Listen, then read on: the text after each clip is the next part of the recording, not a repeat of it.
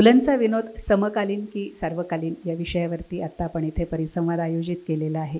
या विषयावरती संपूर्ण 1.5 तासाचं व्याख्यान द्यायची क्षमता ज्यांची आहे त्यांच्याकडे आज संवादकाची सूत्र आपण सोपवलेली आहेत. कारण त्या सगळ्या बाजूंचं भान, जाण, वाचन आणि चिंतन मिलिंद जोशी सरांचं असल्यामुळे हा परिसंवाद अधिक आशयसंपन्न होऊन आपल्या उंजळीमध्ये नक्की काहीतरी भरघोस पडेल याची खात्री आपल्याला आहे. त्यामुळे पुढची सूत्र मी मिलिंद जोशी सरांकडे देते आणि त्यांना विनंती करते आपण परिसंवादाला सुरुवात करावी. धन्यवाद. पुलंना जाऊन आता 25 वर्ष होत आहेत. पुलंची जन्मशताब्दी आपण साजरी केली. श्रीम माटे असं म्हणत असत की माणूस गेल्यानंतर जितका काळ त्याची आठवण काढली जाते तितका काळ तो जिवंत असतो.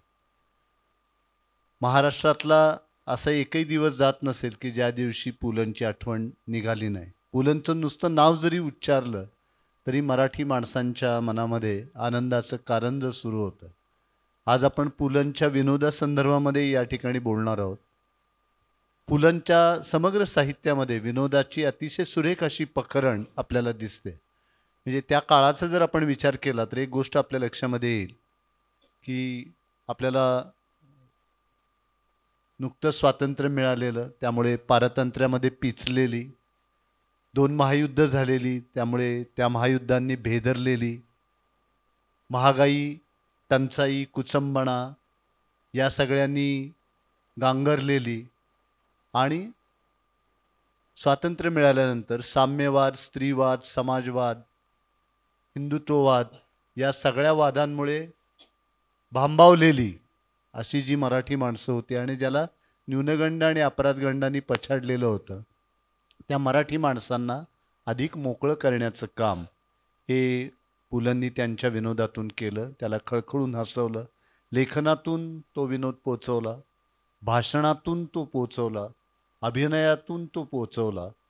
तर अशी बहुविध कामगिरी करणारं म्हणजे अष्टपैलू आणि बहुआयामी हे शब्दसुद्धा थिटे वाटावेत असं ज्यांचं कर्तृत्व आहे असं पुलंचं व्यक्तिमत्व होतं. मुळामध्ये एकूणच आपल्याकडे विनोदाच्या परंपरेविषयी जर आपण बघितलं तर आपल्याकडे विनोदाची तशी उपेक्षाच झालेली आहे. म्हणजे एखादा स्वतंत्र प्रवाह असतो वगैरे तसा नाही, एखादा ओघळ असावा किंवा झरा असावा तसंच आहे. आपल्याकडे धर्मशास्त्रावरचा स्वतंत्र ग्रंथ आहे, कामशास्त्रावरचा आहे, अर्थशास्त्रावरचा आहे, पण विनोदाला वाहिलेला ग्रंथ आपल्याकडे कुठला नाही. टवाळा आवडे विनोद या संस्काराची रुजवण ही आपल्या संस्कृतीमध्ये अधिक झालेली आहे. पण पदे दोहडे श्लोक प्रबंध, धाटी मुद्रा अनेक छंद, बीरभाटी व विनोद प्रसंगी करावा हे बाजूला ठेवून टवाळा आवडे विनोद एवढंच एक चित्र समोर उभं केलं गेलं. आणि एवढंच काय, अगदी आपल्या कीर्तनांमध्ये सुद्धा बुवांनी छान विनोद केला. आपण हसलो की लगेच आपण विठाला विठाला म्हणतो.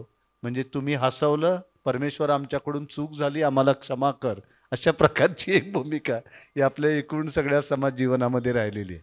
तर पुलंचा विनोद हा काळाच्या कसोटीवरती टिकलेला आहे का, तो टिकणार आहे का, तर या सगळ्याकडे हे विविध क्षेत्रातले मान्यवर कशा पद्धतीने पाहतात हे आज आपण जाणून घेणार आहोत.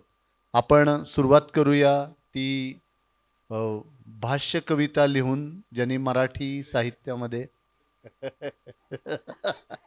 कारण काय काहीतरी बोलल्याशिवाय भाष्य करता येत नाही, त्यामुळे ते म्हणाले की इकडं द्या. तर आपण चारुहास पंडित यांच्यापासून सुरुवात करूया. त्यांचं चिंटू हे जे सदर होतं सकाळमध्ये अनेक वर्ष चाललं आणि कार्टून या क्षेत्रामध्ये त्यांनी खूप मोलाचं योगदान दिलेलं आहे. तर सुरुवातीच्या म्हणजे 2-3 टप्प्यामध्ये या चर्चेची विभागणी केलेली आहे की प्रथम पुलंच्या विनोदाची काय वैशिष्ट्ये होती आणि त्या सगळ्याकडे ही वेगवेगळ्या क्षेत्रात काम करणारी मंडळी कशा पद्धतीने पाहतात या अर्थाने. तर मी प्रथम चारुहास पंडित यांच्याकडे जातो. पुलंच्या विनोदाबद्दल बोलायचं तर मी चित्रकार म्हणून, व्यंगचित्रकार म्हणून त्यांचं जे साहित्य वाचतो तेव्हा त्याच्यातनं एक चित्ररूप दर्शन हे होतं. म्हणजे त्यांची जी व्यक्तिमत्व निर्माण केलेली आहेत त्याचं सुद्धा त्यांनी कॅरिकेचर केलं आहे. म्हणजे आम्ही जे कॅरिकेचर म्हणतो की एखाद्या याचं अर्कचित्र, ते वसंत सरवटेंनी एक छान शब्द दिलेला आहे. तर ही अर्कचित्र नेमकेपणाने पुलंनी त्या व्यक्तिमत्वाची परफेक्ट अशी पकडलेली एकतर जाणवतं. दुसरं म्हणजे ते वातावरण निर्मिती ही जी आहे ही सुद्धा त्यांनी अतिशय सुंदरपणे आणि त्याला विनोदाची जोड देऊन, कधी कधी कारुण्याची जोड असते, पण ती वातावरण निर्मिती, चाळीचं वातावरण किंवा मनुष्य स्वभावाचं एकमेकांशी वागणं, तर हे सगळं एक चित्रकार म्हणून मी चित्ररूपाने माझ्या डोळ्यासमोर ते उलगडत असतं. अर्थातच बाकीच्या वाचकांच्याही डोळ्यासमोर ते येत असेल, पण व्यंगचित्रकार असल्यामुळे अधिक कॅरिकेचर स्वरूपात. आणि त्याच्याबरोबर जो विनोद होता त्यांनी एकतर आमचं संपूर्ण जगणं समृद्ध केलं, पण एक उत्तम विनोद कसा असावा याचे संस्कार जे आहेत ते पुलंच्या, म्हणजे जेव्हा आम्ही चिंटू करत होतो तेव्हाही हे कायम उपयोगी पडलेले आहेत की एक विनोदाचा दर्जा काय ठेवायचा किंवा एका कुठल्या पातळीच्या खालती जायचं नाही, हा सगळा जो संस्कार आहे तो या पुलंच्या विनोदाने आमच्यावर केलेला आहे. श्रीकांत भोजेवारांच्याकडे येऊया. आपण गेली अनेक वर्ष विनोदी लेखन करत आहात, त्या प्रकारची सदरं आपण लिहिलेली आहेत. तर हे सगळं करत असताना म्हणजे तुमच्या अगोदरच्या पिढीतले विनोदकार म्हणून पुलंच्याकडे आपण कसं पाहता? पुलंनी स्वतःच लिहिलं होतं की माझा विनोद वाचल्यानंतर खूप आनंद वाटतो लोकांना आणि त्याची माझी पुस्तकं खपतात वगैरे. तर जे जास्त वाचलं जातं, ज्याने जास्त आनंद मिळतो ते कमी दर्जाचं आहे, असं आपल्याकडे एक समीक्षकी एक असतं. त्या पद्धतीने त्यांनी हेटाळणी केली गेली एका विशिष्ट वर्गामध्ये. परंतु मला स्वतःला पुलंचा विनोद बघताना असं वाटतं की पुलंचा जो विनोद आहे तो तुम्ही स्वतः साक्षर असल्याशिवाय कळत नाही. आणि ही साक्षरता म्हणजे फक्त तुम्हाला लिहिता वाचता येणं याच्यापुढे नाही आहे, तुम्ही संदर्भ साक्षर असावं लागतं, त्याशिवाय तो विनोद कळत नाही. आणि संदर्भ साक्षरता म्हणजे फक्त माणसाची वृत्ती नव्हे, तुम्हाला शब्द माहिती असले पाहिजे, तुम्हाला ती माणसं माहिती असली पाहिजे, तुम्हाला ती परिस्थिती माहिती असली पाहिजे. आता उदाहरणं आपण जो प्रसिद्ध विनोद आहे पुलंचा की त्यांना विचारलं हात कुठे पुसायचे, तर ते म्हणाले की मला काय पुसतं, फडक्यांना पुसा. तर आता फडके कोण आहे जर माहिती नसेल तर तुम्हाला तो विनोदच कळणार नाही. त्यामुळे ही संदर्भ साक्षरता पुलंचा विनोद समजून घ्यायला खूप महत्त्वाची आहे. पुलंनी असं एका ठिकाणी म्हटलं होतं की बाजीराव पेशवे 100 रुपयाच्या खाली कोणाला दक्षिणा देत नसेल किंवा मदत करत नसेल. त्यानंतर पुलंचं पुढचं वाक्य असं होतं की म्हणून त्यांना आम्ही 2-0 बाजीराव म्हणतो. आता 1-0 बाजीराव माहीत नसेल तर तुम्हाला 2-0 बाजीराव कळणार नाही. तर ही संदर्भ साक्षरता जी आहे ना ती पुलंच्या दृष्टीने फार महत्त्वाची, म्हणजे त्यांचा विनोद समजून घेण्यासाठी. नाहीतर तुम्हाला तो विनोद कळणारच नाही. आता आपण जेव्हा असं म्हणतो की म्हणजे पुलंचा विनोद समकालीन आहे की टिकणार आहे किंवा अशा प्रकारचं, तर तेव्हा मला भीती अशी वाटते की हे संदर्भ माहीत असणारी माणसं कमी होतील, पुलंचा विरोध जुना होणार नाही. पण ही संदर्भ साक्षरता जर नसेल तर कसं कळणार आहे या गोष्टी. त्यामुळे खरी भीती पुढच्या काळामध्ये ही आहे की या गोष्टी माहीत नाही. त्यांचा जो प्रसिद्ध आणखी एक जो विनोद आहे की एका व्यक्तीला ते खूपदा बघायचे आणि त्याला रस्त्याने जेव्हा दिसला तेव्हा त्यांना आठवत नव्हतं की मी या माणसाला कुठे बघितलं. बराच वेळ ते आठवत होते. नंतर त्यांना कळलं की हा कुठेतरी पोस्टात किंवा बँकेत याला बघितलं आहे आपण, आणि तो फक्त एवढाच दिसायचा आत्तापर्यंत. तरी ह्या माणसाचं धड एवढं धाकट आहे याची मला कल्पना नव्हती, असं ते पुढचं वाक्य लिहितात.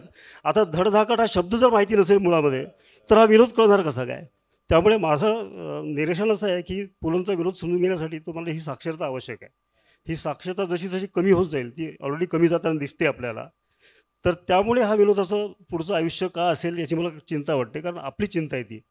मी एक माझं साधं उदाहरण देतो की मी गेल्या रविवारी जो कॉलम लिहिला होता त्याच्यामध्ये जे मुंबईचे पोलीस आयुक्त झाले नवीन देवेन भारती, त्यांना एक कॉन्स्टेबल पत्र लिहितो आणि त्यांना सांगतो की तुमचे खूप गैरसमज आहे, आम्ही बारवर छापा मारत नसतो कारण बारमध्ये माणसाची दुःख कमी होतात, ते छापा कशाला मारायचं बारवर, तर तुमची साक्षरता नाही आहे, तुम्हाला या गोष्टी कळत नाही, असं म्हणून तो त्यांना पत्र लिहितो.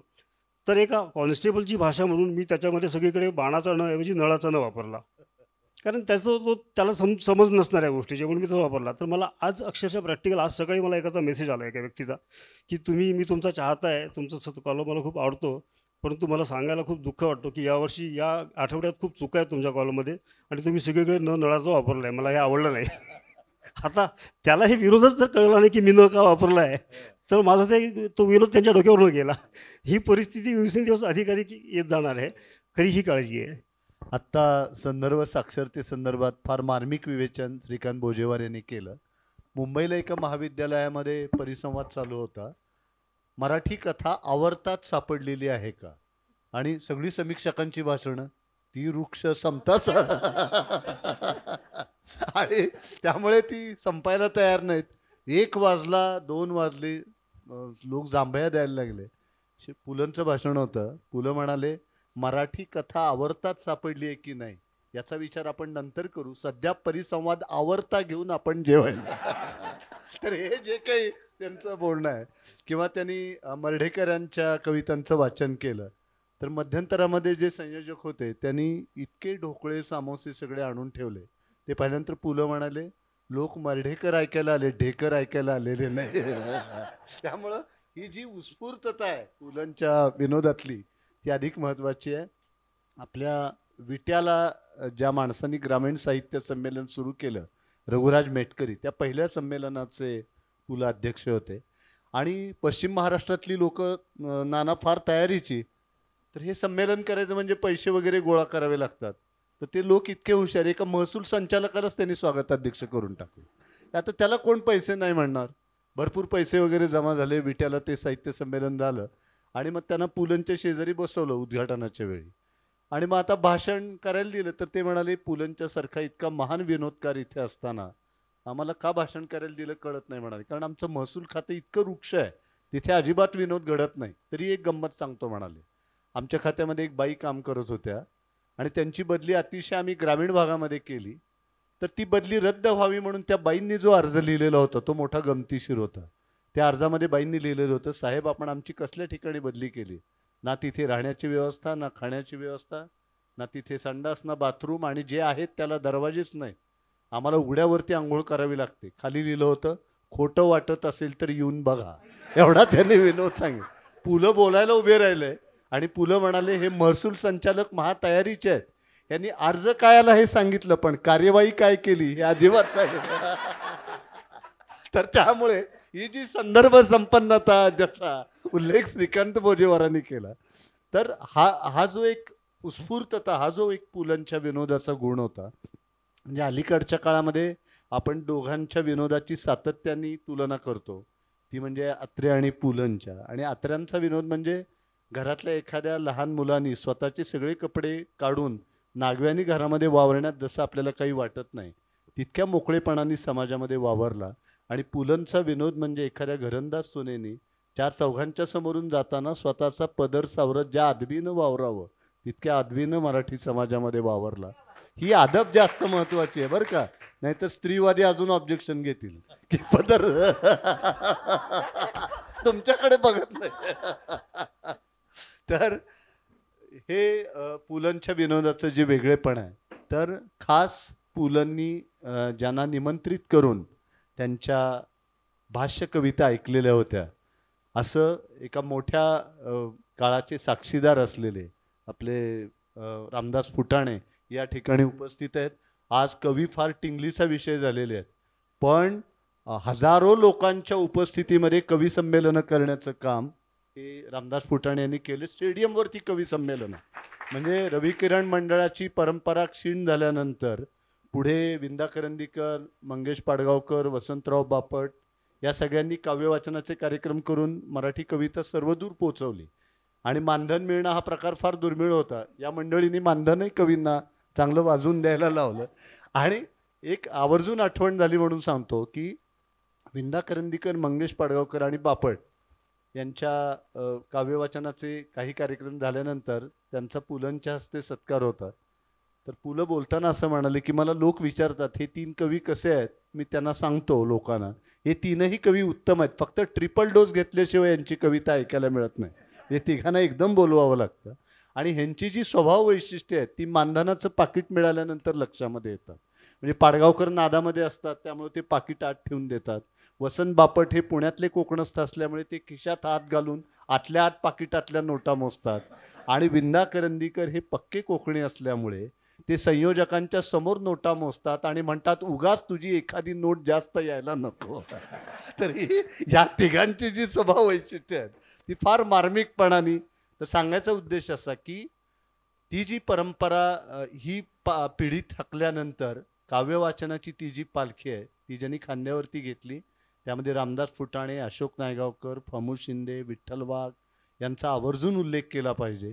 आणि विशेषतः रामदास फुटाण्यांच्या भाष्य कविता म्हणजे विनोद आणि काव्य हे काव्यगुण असल्याशिवाय अशा प्रकारची भाष्य कविता लिहिता येणं शक्य नाही. आपण वात्रटिकाकार म्हणूनही त्यांचा उल्लेख केला जातो, विडंबनकार म्हणूनही केला जातो. पण विडंबन म्हणजे विटंबना नव्हे, तो टीकेचा वाङ्मयीन प्रकार आहे. याचं भान ठेवून ज्यांनी लेखन केलं असे रामदासजी फुटाणे आज या ठिकाणी उपस्थित आहेत.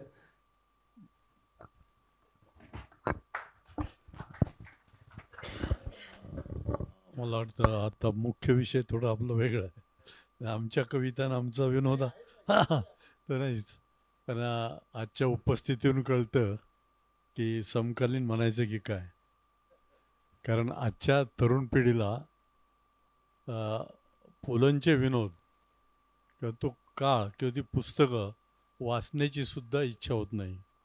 आणि त्यामुळे आजची पिढी मोबाईल वाचणारी, पुस्तक वाचणारी नाही.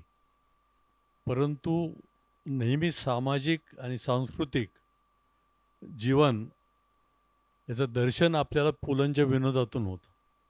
हसता हसता ते कधी गंभीर होतील हे सांगता येत नाही. परंतु पुलंचा विनोद हा ज्या काळात होता त्या काळात असलेली राजकीय परिस्थिती वेगळी होती. त्यावेळेस बॅरिस्टर नाथ पै होते, मधु दंडोते होते, यशवंतराव चव्हाण साहेब होते. आज पुलं असते तर त्यांनी लेखणीच मोडून टाकले असते. कारण ज्या त्या वातावरणात त्यांनी अंतू बर्वे लिहिला, त्या वातावरणात आज ज्या पद्धतीचे नेते आहेत किंवा राजकारणी आहेत त्यांनी ते सगळं व्यापून टाकलेलं आहे, सगळं जीवन. म्हणजे तो काही जो जिव्हाळा होता त्या लोकांचा एकमेकाशी जगण्याचा, भेटण्याचा, तो जिव्हाळाच आज संपत आलेला आहे.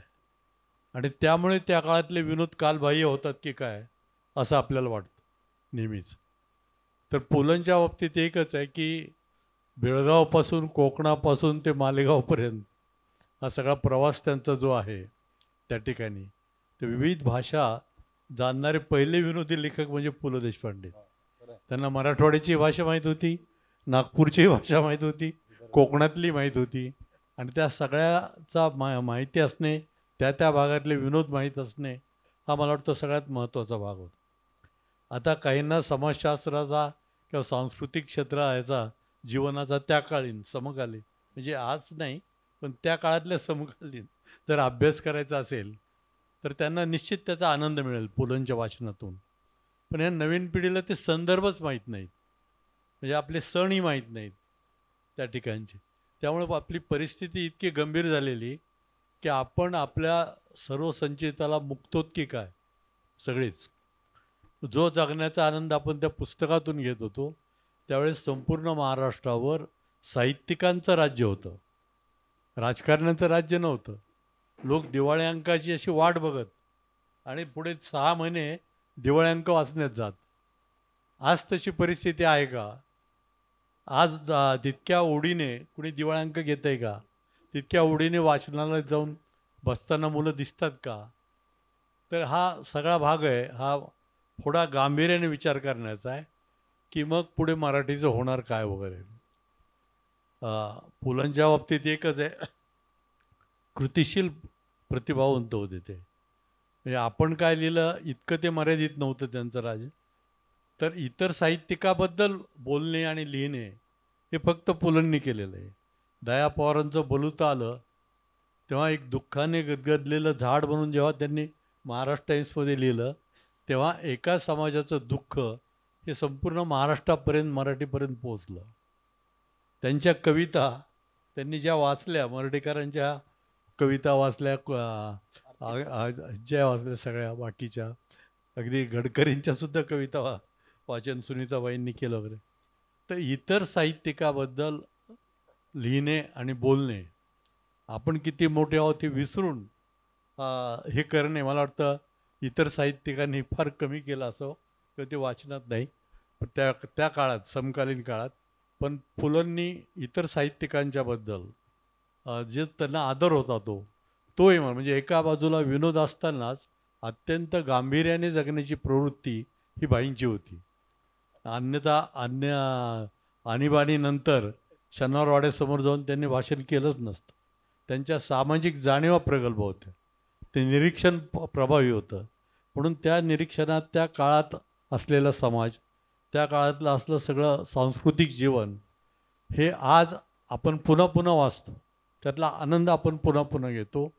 परंतु एकंदरीत सगळं सांस्कृतिक जग बदलत असल्यामुळे साहित्यिकांचा जो काही आधार समाजाला वाटत होता तो आज वाटत नाही.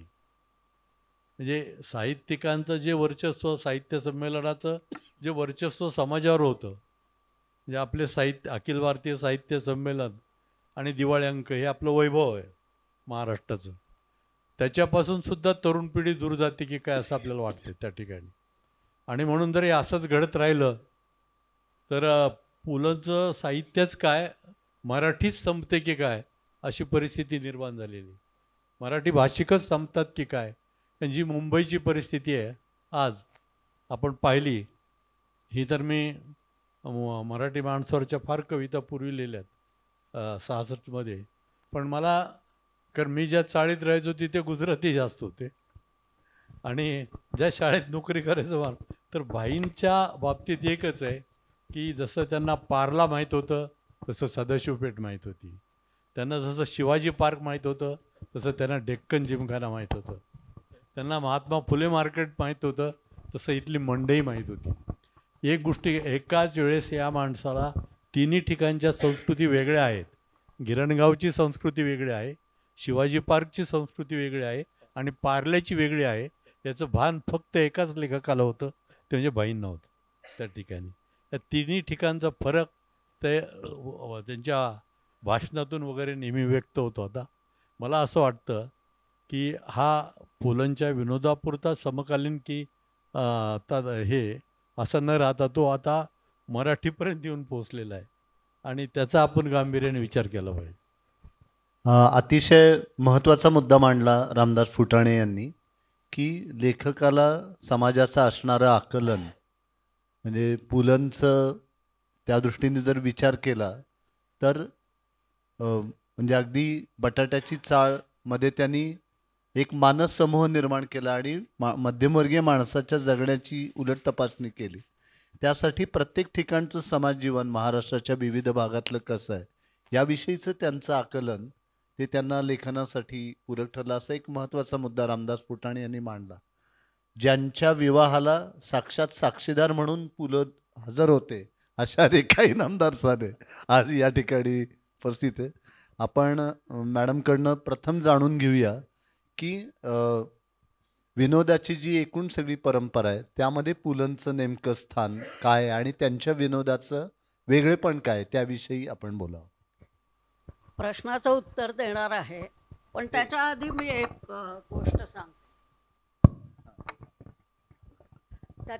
एक गोष्ट सांगते. जकातदारांच्या बरोबर काही कामासाठी किंवा काही वेळा करमणुकीसाठी असण्याचा प्रसंग अनेकदा येतो. त्यावेळेला जर आम्ही रिक्षामधून गेलो तर रिक्षावाले हमखास मागे वळून म्हणतात की हे पुलंचा मुलगा का.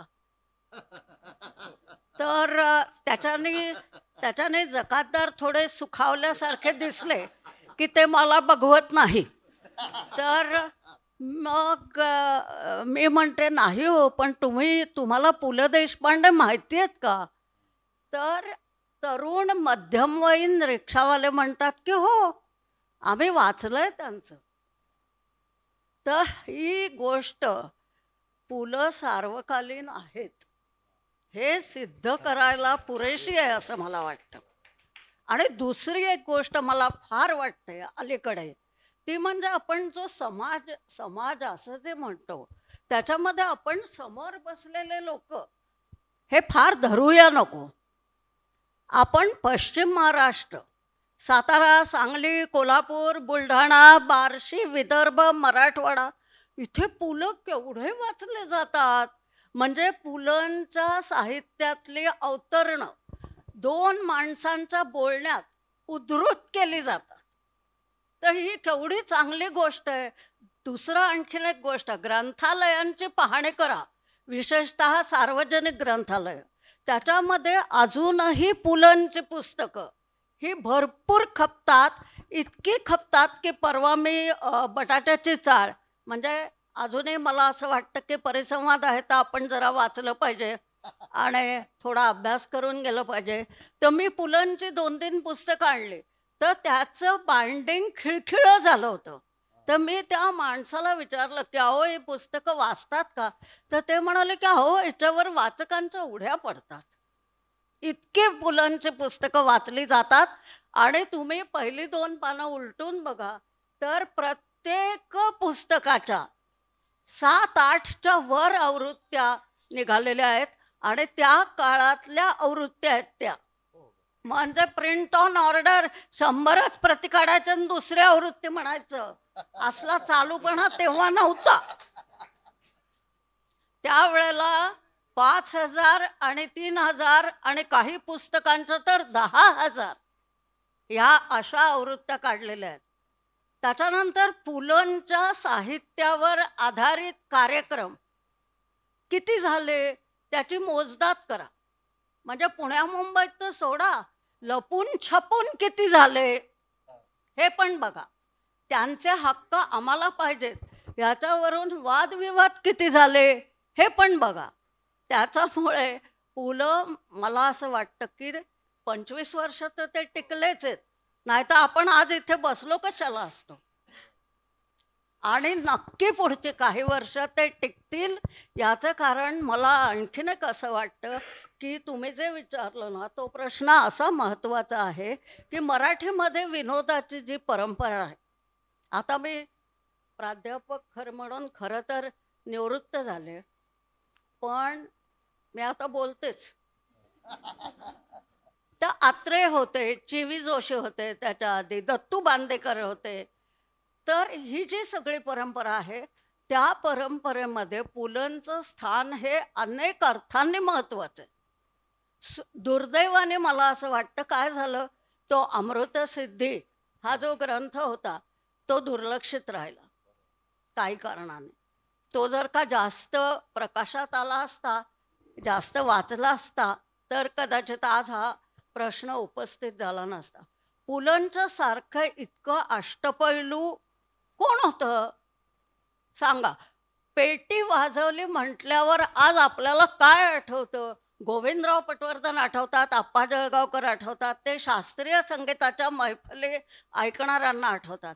पण हार्मोनियम म्हटल्यावर वाऱ्यावरची वरात मधली पुलंची पेटी आठवली नाही असा रसिक माणूस नाही. NCPA बघितल्यावर आत्ता कोण प्रमुख आहे हे मला नाही आठवत. मला पुलंनी केलेला लावणीचा कार्यक्रम आठवतो. हे पुलंचं वैशिष्ट्य होतं की त्यांचं प्रत्येक भाषण तुम्ही नीट ऐकलं तर ते भाषण आहेच, पण तो परफॉर्मन्स आहे, तो फार परफॉर्मन्स आहे. आणि चि.वी. जोशींच्या काळात हे नसेल. चि.वी. जोशी पण तितकेच महत्त्वाचे गृहस्थ आहेत, कारण त्यांचाही विनोद अतिशय निरागस आणि निर्मळ होता. पण आत्रे नव्हते तसे. आत्रे हे सॉलिड होते, म्हणजे दुसऱ्याला नेस्तनाबूत करायचं, दुसऱ्याला नामोहरम करायचं. आत्र्यांचा नवकथा नवकवितेवर फार राग होता. तर एका संपादकीयात त्यांनी मोठी कचराकुंडी काढली आणि त्याच्यामध्ये भाऊपाद्यांचं सगळं साहित्य हे आत खणून त्याच्या अग्रलेखात याच्या उलट हेच उदाहरण बघा की पुलंनी त्यांच्या पुस्तकांमध्ये नवकथा, नवकविता, नवचित्र या सगळ्याविषयी अत्यंत मार्मिक आणि मिस्किलपणे लिहिलेलं आहे. आणि त्याचं विडंबन तर अप्रतिम आहे, अप्रतिम. पण त्याच्यात कुठेही विखार नाही, त्याच्यात कुठेही विषारीपणा नाही. पुलं ज्या काळात लिहित होते त्या काळात सौंदर्यशास्त्र ही नव्याने उदयाला आलेली तत्वज्ञानाची शाखा होती. पुलंचा एक अप्रतिम लेख आहे, भिंत पिवळी आहे. इतका सुंदर लेख आहे. आता आज किती वर्ष उलटून गेले, पण तो वाचताना अगदी ज्याला सर्वसामान्य माहिती आहे त्या माणसाला सुद्धा असं वाटतं की अरे हे काय होतं, हे सौंदर्यशास्त्र म्हणजे असं होतं का, किंवा हे कोण होते लोक की ज्यांनी हे सगळं इतकं गहन गोष्टी केल्या. तर हा जो विनोद, म्हणून त्याला निर्विष असं जे म्हटलं जातं की मला तुला हाणायचं नाहीये, मला तुला संपवायचं नाही. आत्ताच्या भाषेत बोलायचं तर आत्ता जे काय सगळं चाललेलं आहे की संपवायचीच भाषा आहे. म्हणजे आत्ता एकापर्यंत सर पु ल नाही आहेत हे मला बरं वाटतं, कारण त्यांना फार दुःख झालं असतं, फार यातना झाल्या असत्या, आणि जे आजारपण त्यांना पुढे आलं ते कदाचित 10 वर्ष आधी आलं असतं. कारण मला असं वाटतं की जोपर्यंत आपल्या आयुष्यामध्ये आनंद, निरागसता आणि रसरशीतपणा याला काहीतरी मोल आहे, तोपर्यंत पु ल सार्वकालीन आहे. अतिशय मार्मिक शब्दामध्ये रेखाताईंनी पुलंच्या सार्वकालीन असण्याचं मर्म आपल्यासमोर उलगडून दाखवलं. आणि आत्र्यांनाही आत्र्यांच्या विनोदाबद्दल त्यांनी सांगितलं, तो कसा ओरखडा उमटवणारा होता. पण आत्र्यांची देखील शाबासकी ही पुलंना मिळालेली आहे. विशेषतः नांदेडला जे नाट्य संमेलन झालं, ज्याचे पु ल अध्यक्ष होते, तिथे आत्रेसाहेब आलेले होते. आणि मराठवाड्यातल्या त्यावेळेसच्या रस्त्यांची अवस्था किती भीषण होती, सगळीकडे धूळ, प्रचंड खड्डे. आत्रेसाहेबांनी सगळ्या राजकारण्यांच्या वरती कोरडे ओढले आणि म्हणाले, का ही मराठवाड्यातली धूळ, या धुळीनंच मी हैराण झालोय. पु ल बोलायला उभे राहिल्यानंतर म्हणाले, ज्यांनी आयुष्यभर सर्वांना धूळ चारली त्यांना या धुळीची एवढी भीती का वाटावी. ही आमच्या मराठी भाषेच्या आजोळची धूळ आहे. या धुळीतून संत ज्ञानेश्वर, संत एकनाथ, शिवाजी महाराज गेले आहेत. ही धूळ अंगावरती घेत असताना त्या महापुरुषांचं दर्शन आम्हाला घडतंय अशी आमची भावना आहे. त्यामुळं पैठण हे गाव आवडत नाही असा पुरुष शोधून सापडणार नाही, आणि पैठणी आवडत नाही अशी बाई शोधून सापडणार नाही. अशा मराठवाड्यामध्ये आपण आत्रे साहेब आलेला.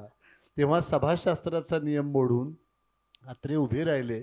त्यांनी पुलंच्या डोक्यावरती हात ठेवला आणि म्हणाले, मावळत्या विनोदानी उगवत्या विनोदाला दिलेला हा आशीर्वाद आहे. मी आता मरायला मोकळा आहे. इथून पुढची 50 वर्ष महाराष्ट्राला हसवण्याचं काम हे तुम्ही करायचं आहे. आणि आता रेखाताईंनी सांगितलं की नवकथेविषयी किती राग होता. फडके नावाच्या एका कवीने आत्र्यांना बोलवलं पुस्तक प्रकाशनासाठी, आणि ते त्यांचं वय बरंच होतं आणि त्यामुळं त्यांना प्रास्ताविक करताना काही भान राहिलं नाही. त्यांनी प्रास्ताविकांमध्ये आत्र्यांच्या विषयी इतके अपशब्द वापरले की आत्रे बोलायला उभे राहिले आणि म्हणाले, कवी महाशय, आपलं नाव आहे दिगंबर फडके, ज्यांच्या नावाने घालवलेली आबरू आडनावानी झाकली, अशा माणसांनी किती बोलायचं हे आपण लक्षामध्ये. त्यामुळे समोरच्या माणसाला एका ह्याच्यामध्ये गार करून टाकणं, हे जी काही आत्र्यांची एक खासियत होती. किंवा पानशेतचं धरण फुटल्यानंतर मराठाचे अंक ब्लॅकनी विकले गेले. त्यावेळेला आत्रे म्हणाले, मग लोकांनी तक्रार केली, काय बाबूराव तुमचे मराठाचे अंक आम्हाला ब्लॅकनी घ्यावे लागले.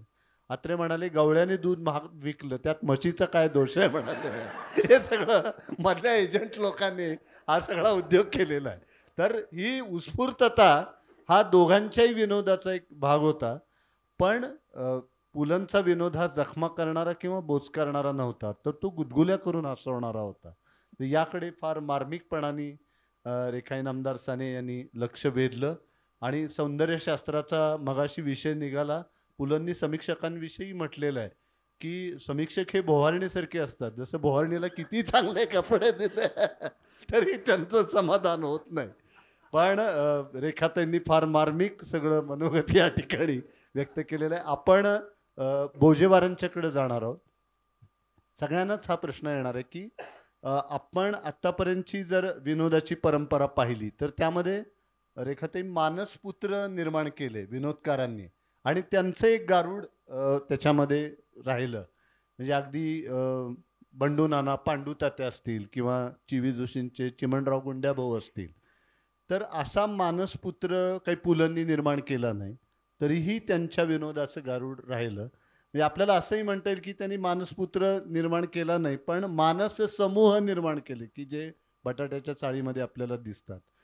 तर या म्हणजे ही विनोदाच्या लेखनाची पद्धत आणि पुलंची लेखनाची पद्धत या सगळ्याकडे आपण कसं पाहतो?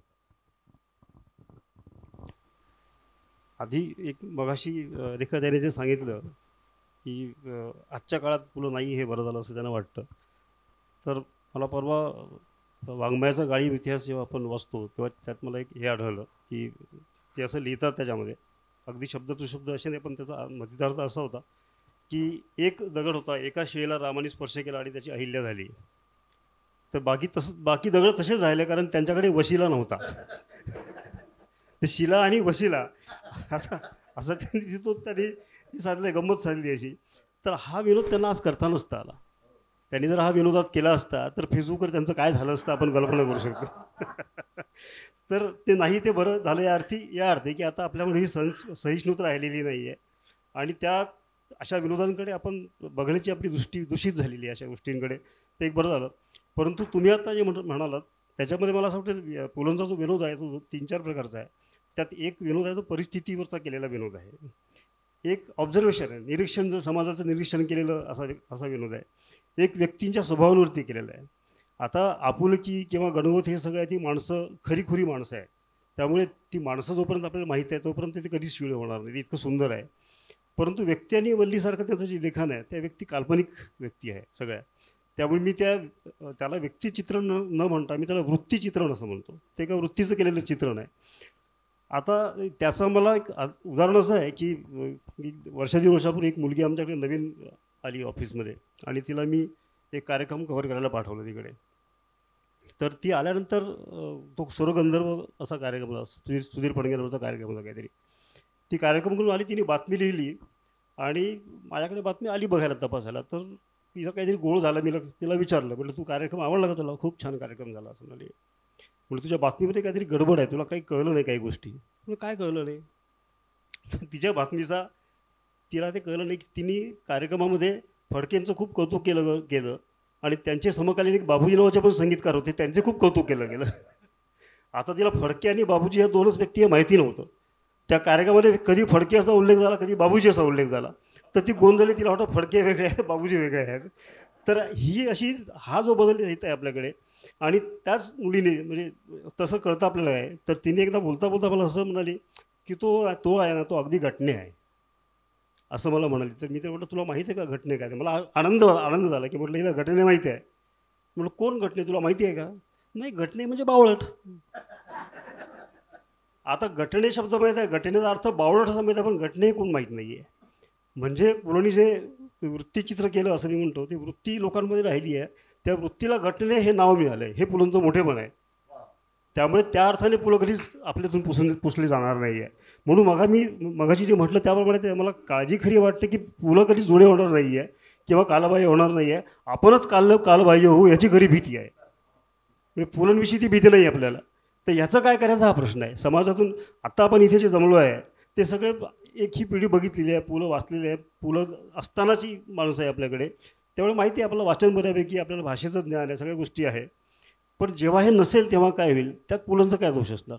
त्यामुळे आपण जेव्हा पुलं समकालीन आहे की सर्वकालीन आहे असे विचार करतो तेव्हा त्यात पुलंपेक्षा समाजाची काळजी जास्त आहे आपल्याला.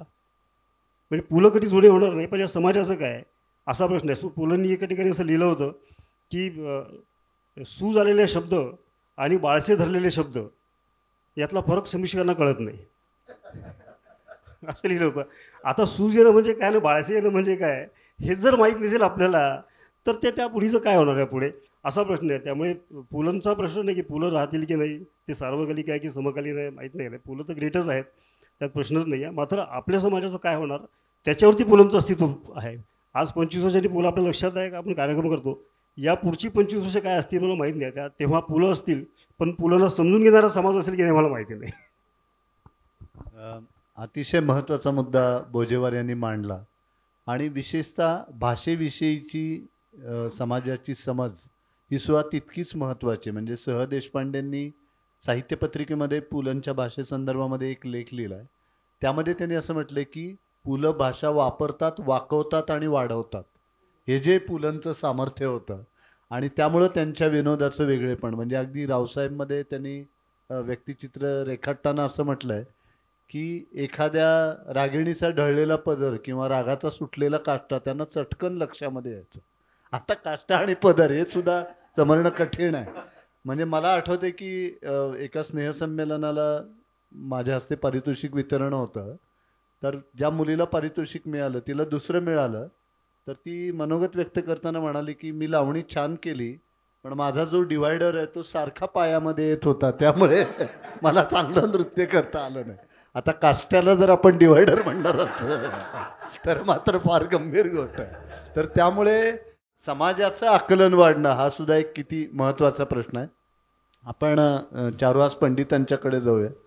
तेही गेली अनेक वर्ष या व्यंगचित्राच्या माध्यमातून ही विसंगती टिपण्याचा प्रयत्न करतायत. तर एकूण समाज जीवन जे बदलतं आहे त्या पार्श्वभूमीवरती आपल्याला काही जाणवतं हे सगळं, जी निरीक्षण आत्ता फुटाणेंनी नोंदवली, रेखाताईंनी किंवा भोजे? नक्कीच मोठ्या प्रमाणावर जाणवते.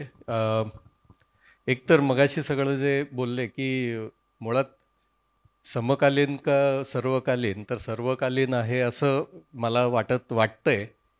पण मराठी भाषाच आता सर्वकालीन राहते का, हा एक खूप मोठा प्रश्न पडायला लागलेला आहे. अर्थात हा आपल्यासारख्या शहरात, म्हणजे इथे सुद्धा जर का आपण बघितलं तर इथल्या लोकांचे जे नातवंड आहेत ते मराठी माध्यमात शिकत असतील, फारच अगदी थोडे हे असतील, तर हे आपणच आपल्यावर आक्रमण करत आहोत. तर हा एक सर्वात मोठा धोका मला जाणवतंय. तरी अनेक खेड्यापाड्यात सुद्धा इंग्रजी माध्यमं मोठ्या प्रमाणावर येऊ लागले, तिथेही तो प्रॉब्लेम येणार आहे. पण बाहेरच्या गावात अजून खूप मोठ्या प्रमाणावर मराठी चांगली, म्हणजे जसं रेखाताईंनी सांगितलं की पुलंची पुस्तकं खूप मोठ्या प्रमाणावर वाचली जातात. तर हे नक्कीच आहे. आणि दुसरं, त्यांनी ज्या काळात ते सगळं लिहिलेलं आहे, तर मला असं वाटतं की हे संदर्भ लोकांनी समजून, जसं आपण एखादं ऐतिहासिक पुस्तक वाचतो त्यातसुद्धा आपण ते संदर्भ समजूनच घेत असतो. तर तसं पुलंच्या साहित्यातले संदर्भ हेच लोक समजून घेतील. अर्थात भाषेचा थोडाफार काही प्रॉब्लेम येईल त्यांना, पण हे संदर्भ समजून घेतील जी लोक घेतील, तर त्यांना ते सर्वकालीन नक्कीच वाटेल असं मला वाटतंय. कारण यातले अनेक जे व्यक्तिचित्र आहेत, तर ती व्यक्तिचित्र आजही आपल्या व्यक्तिमत्व आपल्या आसपास बघायला मिळतात, थोड्या वेगळ्या फरकाने असेल. अर्थात त्यातले जसं म्हटलं की काष्टा वगैरे असे, ते काही संदर्भ त्यांना थोडेसे अवघड जातील. पण मला वाटतं की याच्याकडे आपण अधिक सकारात्मकतेने बघितलं पाहिजे की अधिकाधिक लोकांपर्यंत मराठी भाषा टिकवणे आणि त्यातनं पुलंचं साहित्य जास्त लोकांपर्यंत पोहोचवणे. एका महत्त्वाच्या मुद्द्याकडं चारुहास पंडित यांनी लक्ष वेधलं. अत्र्यांनी असं म्हटलं की संसारातील अनुभवांचं मंथन केल्याशिवाय विनोद निर्मिती होऊ शकत नाही. म्हणजे देवादिकांनी समुद्र मंथन केलं आणि त्यांना 14 रत्न सापडली, पण विनोद नावाचं 15वं रत्न त्यांना सापडलं नाही, कारण त्यासाठी संसारातील अनुभवाचंच मंथन करावं लागतं. त्यामुळं स्वर्गामध्ये रंभा आहेत, अप्सरा आहेत, अमृत आहे, पण विनोद नाही, तो पृथ्वी तलावरतीच आहे. तर रेखाताई आणि फुटाण्यांच्याकडे आपण राहणार आहोत. पुलंनी इतकं दीर्घकाळ विनोदी लेखन केलं आणि आपल्याला माहिती की विनोद हा दुर्मिळ असतो आणि तो घडावा यासाठी अट्टहास केला तर अतिपरिचयात अवज्ञा होण्याची फार मोठी शक्यता असते. पण इतकं दीर्घकाळ विनोदी लेखन करूनही पुलंच्या बाबतीमध्ये असं घडलं नाही की अतिपरिचयात अवज्ञा झाली. तर या मागे नेमकं काय सूत्र असेल? पुलंना हे जे यश मिळालं म्हणून, विनोदकार म्हणून, तर त्याचं मर्म नेमकं कशात आहे असं आपल्याला वाटतं? रामदास फुटाणेंना. त्या काळात आपण मध्यमवर्गीय आणि पुलंचे विनोद हे एकरूप झालेले होते त्या ठिकाणी. त्यामुळे त्यांचं वाऱ्यावरची वरात असो, बटाट्याची, मी ते बिर्ला मातोश्रीमध्ये मुंबईत पाहिलेलं आहे त्यांचं वगैरे सगळं. तर तो जो विनोद आहे पुलंचा, त्याला मी सांगितलं की त्याची सामाजिक जाणीव त्या विनोदाच्या मागे अशी लपलेली. आणि तुम्ही जसं पहिलं एक आपलं वाक्य की टवाळा आवडे विनोद, अरे मग टवाळांना सुद्धा विनोद आवडतो, तुम्ही तर सज्जन आहात. तुम्हाला का आवडत नाही. पण ती जी एक मर्यादा आहे भाईंनी ती सांभाळली होती. अत्रेंच्या बाबतीत तसं बिनधास्तपणा होता सगळं.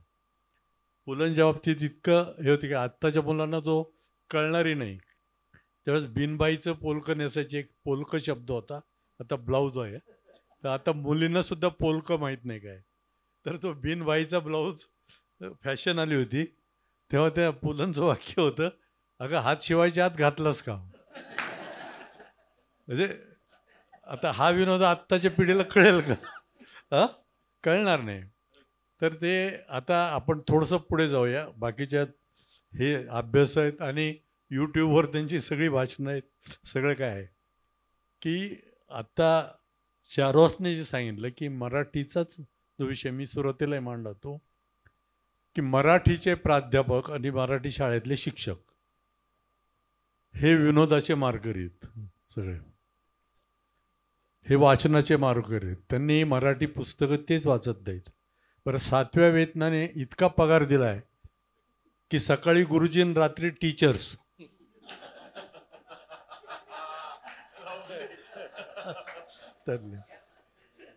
रात्री टीचर्स होतो, इतका पगार 1.5 लाखाच्या वर प्राध्यापकांना पगार आहे. आणि शिक्षक आहेत ते 70-80 हजार असा त्यांना पगार आहे. पण तो आपण 7 वेतन त्यांना का देतो की त्यांच्या घरात एक लायब्ररी असावी. आज 90% प्राध्यापकांच्या घरात वाचनालय नाही. ते प्राध्यापक सकाळी जेव्हा फिरायला जातात तर शेअर बाजारावर चर्चा करतात. मग ज्याच्या हातात मराठी साहित्य आहे किंवा पुढची पिढी घडवायची आहे तेच जर असे असतील तर मग मराठीचं भवितव्य काय, विनोदाचं भवितव्य काय. इतर लेखकापेक्षा पु ल जास्त वाचले जातात हे सत्य आहे त्या ठिकाणी.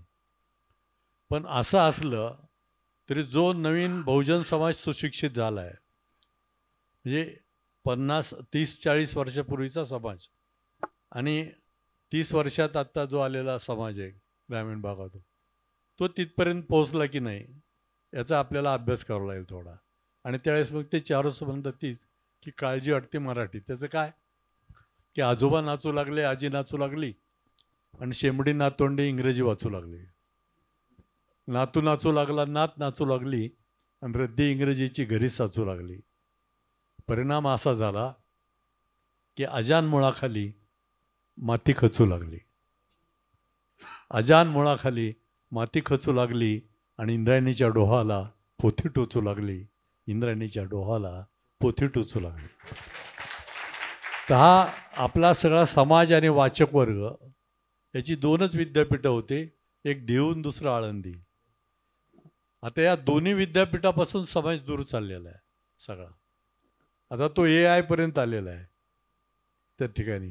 आणि टेक्निकल आयुष्य इतकं वाढत गेलेलं आहे सगळं. माणसं प्रत्येक गोष्ट तांत्रिक अंगाने इतकी जगण्याची वाढत गेलेली की यात दिवसाच्या 24 तासात तो 8 तास झोपेल, 8 तास कुठेतरी जॉबला जाईल. पण राहिलेल्या 8 तासाची पोकळी आपण वाचन संस्कृतीतून भागवत होतो. आता ती वाचन संस्कृतीतून भागवली जात नाही त्या ठिकाणी. आत्ताचा जो समाज आहे यातली जी तरुण पिढी आहे, आपण ठीक आहे की आपण पुलंचं वाचत वाचत कसं जगावं हे शिकलो. हसत खेळत जगायला आपण शिकवलं, आपल्याला पुलंनी शिकवलं, अत्रेंनीही शिकवलं सगळं. पण ह्या पुढच्या पिढीला कोण शिकवणार आहे? यांना गौतमी पाटीलचा कार्यक्रम आवडतो, ते लायब्ररीत कधी जाणार ते त्या ठिकाणी. संपूर्ण पिढी. आता आम्ही कवी संमेलन जातो तर सुरुवातीला वात्रटिका म्हणतो थोड्याशा. त्याचं एक महत्त्वाचं कारण तोच शिक्का आम्हाला बसला. कारण मी जेव्हा कवी संमेलन करतो तेव्हा समोर असलेला जो सगळा समुदाय आहे तो मराठी साहित्याचा वाचक नसतो. त्यात काही व्यापारी असतात, शेतकरी असतात, टॅक्सी ड्रायव्हर असतात, रिक्षा ड्रायव्हर असतात. तर त्यांचा जो बुद्ध्यांक आहे तो असतो वर्तमानपत्राचे ते वाचक असतात, मराठी साहित्याचे नसतात. तर वर्तमानपत्राच्या वाचकाला काय कळेल ते समोर ठेवून आम्ही बोलतो, भाष्य कवितेमधून बोलतो, कारण ती त्यांची गरज आहे. ही गरज कालच्या विनोदाला नव्हती, पण आजच्या विनोदाला ती गरज आहे की समोर जेव्हा खूप समाज, आता तुम्ही इथं बसलेले सगळे पुलप्रेमी आपलं कल्चर वेगळं होतं, आपली संस्कृती वेगळी होती, आपलं जगणं वेगळं होतं. आपल्या जगण्यात पैशाला महत्त्व नव्हतं कधी. आपल्या जगण्यात एकमेकाच्या नातेगोते आपण शोधत होतो. आता तसे विनोद करणं म्हणजे काही लोकांना ती टवाळी वाटेल उद्या, परंतु ते शोधणंही अवघड जातं. आणि ते बारीक बारकावेत. आता चंद्रकांत दादा पाटील काल होते, ते नाकात बोलतात. हळूहळू अंतू बर्वेकडे ते कॅरेक्टर जाते की काय असे वाटण्याची शक्यता. पण आता हे शोधणार कोण? हे जे काही अवतीभोवती घडतंय तेच इतकं चित्र विचित्र आहे की पैसा हा महत्त्वाचा झाल्यामुळे आणि त्याचप्रमाणे पळापळ आयुष्यातली इतकी वाढलेली की आपण आपल्या नात्यागोत्यापासून आपण दूर झालो, आपल्या स्वतःच्याच नातेवाईकापासून आपण दूर झालो. तर मग आपण अंतू बर्वा रावसाहेबकडे कधी जाणार? आपल्या भोवती आहेत ते, पण आपल्याला तिथपर्यंत जायला वेळ नाही किंवा तसं वाटतही नाही त्या ठिकाणी. जे आपल्या नातेवाईकापासूनच जर आपण दूर गेलो, जो जिव्हाळाच आपण हरवून बसलो, तर पुढे विनोदाचं काय त्या ठिकाणी? म्हणजे आत्ता म्हणून समकालीन त्यावेळेसचा समाज आणि संस्कृती यात इतका फरक झालेला आहे की काही दिवसांनी विनोदाचे प्रकार बदलत जातील. हसण्याचे प्रकार, हसणं हे काही बंद होत नाही, तो जगण्याचा भागच आहे त्या ठिकाणी. पण कशासाठी असतील लोक, कोणत्या विनोदाला असतील ते सांगता येत नाही त्या ठिकाणी. आणि म्हणून आता आम्ही दत्तू बांदेकर वाचले, अत्रे वाचले, पुलं वाचले, म्हणून आमच्यावर झालेले संस्कार वेगळे. आम्ही वाट पाहायचो दिवाळ्यांक कधी येत आहेत सगळे, आणि पुढच्या दिवाळीनंतर 3 महिने ते दिवाळ्यांक वाचण्यात जायचे. लायब्ररीत बसलो तर कधी त्याचा अंक संपून माझ्या हातात येतोय इथपर्यंत बसून राहायचो मी त्या ठिकाणी. आता ती पिढी गेलेली सगळी. म्हणून विनोद हा बदलत राहील. ऐकणारे जे आहेत त्यांचा बुद्ध्यांक बदलत राहील, त्यांच्या आवडीनिवडी बदलत राहतील आणि त्या सगळ्यात तांत्रिक असतील. म्हणून तांत्रिक बुद्ध्यांक ज्यांचा आहे त्यांना हा सामाजिक जाणीवाच जर त्यांच्या नष्ट झाल्या, सांस्कृतिक जाणीवाच नष्ट झाल्या आणि सगळे अमेरिकेचे रोबो घडत गेले, तर ह्या रोबोंना आपण काय सांगणार त्या ठिकाणी? हा समाज रोबो होत चाललेला आहे, त्यामुळे तो विनोदापासूनच दूर चाललेला आहे असं मला वाटतं. रामदास फुटाणे यांनी समकालीन वास्तवावर फार चांगलं भाष्य केलं आणि त्यांच्या टीकेच्या केंद्रस्थानी मराठीचे शिक्षक आणि प्राध्यापक होते. नाही, तुम्ही निवृत्त झालाय त्यामुळे आणि मी इंजिनिअरिंगचं असल्यामुळं मला ते लागून नाही. असा एक चांगला योग आज घडून आला. तर ही खरोखरीच वस्तुस्थिती आहे. एकदा दाजी काका गाडगीळ आणि आम्ही एका कार्यक्रमामध्ये होतो. मी त्यांना विचारलं की तुमच्या सुवर्ण भिशी योजनेमध्ये सर्वाधिक पैसे कोणी गुंतवलेत? तर त्यांनी सांगितलं शिक्षिकांनी आणि प्राध्यापिकांनी गुंतवलेले आहेत. म्हणजे पुस्तकांसाठी पैसे नाहीत अशा सगळ्या योजनांमध्ये. आणि ढेरे म्हणत असत की सरस्वतीचा उपासक हा थोडा गरीब पाहिजे. जिथे लक्ष्मीच्या पैशाचा खणखणाट असतो तिथे सरस्वतीच्या वेळेचा झंकार क्षीण झाल्याशिवाय राहत नाही. आज तशी सगळी परिस्थिती निर्माण झाली आहे. पण हे शिक्षकांचं जे बुद्धिवैभव आहे ते फार जुनं आहे आणि ते गडकरी मिराजदारांनी सुद्धा त्याची खूप किल्ली उडवलेली आहे. आपण रेखाताईंच्याकडून हे जाणून घेणार आहोत की समकालीन की सर्वकालीन असा जो एक विषय सातत्याने येतो, एखादं साहित्य चिरकाल टिकणं यासाठी काळ हा एक महत्त्वाचा निकष मानला जातो. जे सामान्य दर्जाचं आहे ते काळाबरोबर टिकणार नाही, पुढे ते नष्टही होऊन जाईल. पण जे अभिजात आहे, अस्सल आहे, ते काळाच्या कसोटीवर दीर्घकाळ टिकून राहतं. रेखा त्यांच्याकडे आपण सविस्तरपणे जाणून घेऊया की इथून पुढच्या काळामध्ये कुठला साहित्य प्रकार किंवा साहित्य हे चिरकाल टिकेल असं आपल्याला वाटतं. मराठीच्या प्राध्यापकांवर फार घणाघात तर मी आता गप्प बसणं कसं शक्य आहे? तर पूर्वी मराठीचे प्राध्यापक बावळट आहेत असं समजलं जायचं, कारण मराठी हा असाच विषय होता की श्यामची आई वगैरे. नंतर मराठीचे प्राध्यापक इतके स्मार्ट झाले की ते गाडगिळांच्या योजनेमध्ये पैसे गुंतवू लागले. 7व्या वेतन आयोगाने खूप क्रांतीच घडवली सर. आणि इथेच मला असं वाटतं की पुलं का नाही कालबाह्य वाटत, किंवा ते का नाही झाले याचं एक कारण मला असं वाटतं की बहुसंख्य लेखक आणि कवी हे स्वतः इतके दंग असतात, इतक्या आत्मलुब्ध असतात, क्रिएटिव्ह म्हणत. क्रिएटिव्हिटी किती असते हा एक मोठा क्वेश्चन मार्क आहे.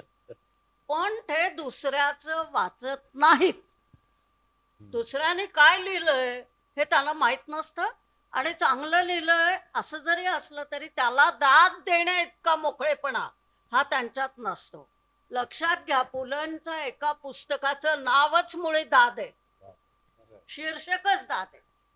दुसरी गोष्ट मला अशी वाटते की पुलं आत्मसंतुष्ट कधीच नव्हते.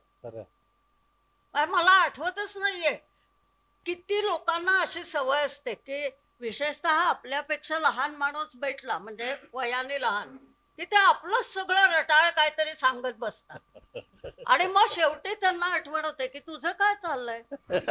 तोपर्यंत आपला पार शक्तिपात झालेला असतो. पुलंचं असं नव्हतं. मी त्यांच्या घरी गेलेले तर पहिली एक 4-5 वाक्य, आणि मग तू काय करतेस, तुझं काय चाललंय, आणि मग थोड्याशा मिस्किल स्वरात काय समीक्षा वगैरे असं. तर ही जी वृत्ती आहे ना की काळाच्या बरोबर राहिले ते सदैव. आमच्या पिढीला डुलक्या घेताना भालचंद्र नेमाड्यांच्या कोसलातल्या पांडुरंग सांगवीकरने पकडलं. आलं ना याच्यात सगळं. कोसलाबद्दल याहून मार्मिक भाष्य काय, किंवा यशवंत मनोहर उत्थान गुंफा, किंवा कालचा पाऊस आमचा ह्याच्यात आलाच नाही, महानोर, किंवा दया पवारांचं बलूत. अरे त्या काळात अनेक लेखकांना असं वाटत होतं की माझ्या लेखनाला 4 ओळी तरी पुलंनी लिहाव्यात, प्रस्तावना लिहाव्यात. मला आठवतं वस्त्रहरण किंवा असं कुठलं तरी नाटक, तर त्याच्यावर पुलंचा आणि सुनीताबाईंचा हस्तानाचा फोटो छापलेला होता की त्यांनी शिफारस दिली म्हणजे लोक बघतील, म्हणजे लोक येतील.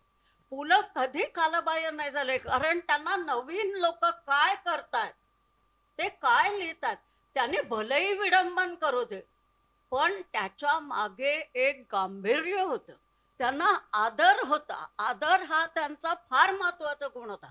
लक्ष्मण शास्त्री जोशी, मेहपूर एगे, गोविंद तळवलकर हा पुलंचा बैठकीतला गट होता. कुठला विनोदी लेखक सर असा या ह्याच्यामध्ये वावरतो, आणि ते ऐकत असत, म्हणजे ते बोलत तर असतच. गप्पांची मैफल रंगवणं पुलंने, ह्याचा हा अनुभव किती लोकांनी लिहिलाय बघा.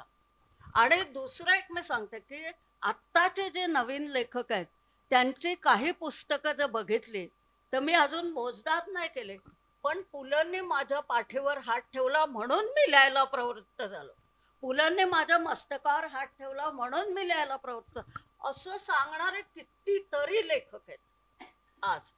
त्याच्यामुळे आपल्याला जे वाटतं ना ते मुख्यत्वे शहरी भागाबद्दल, आणि त्यातही महानगरात राहणाऱ्या, आता खरं काय आहे, पुलंचं घर भांडारकर रोडलाच आहे, माझा तोंडात आलं होतं आणि मी पण तिकडेच राहते.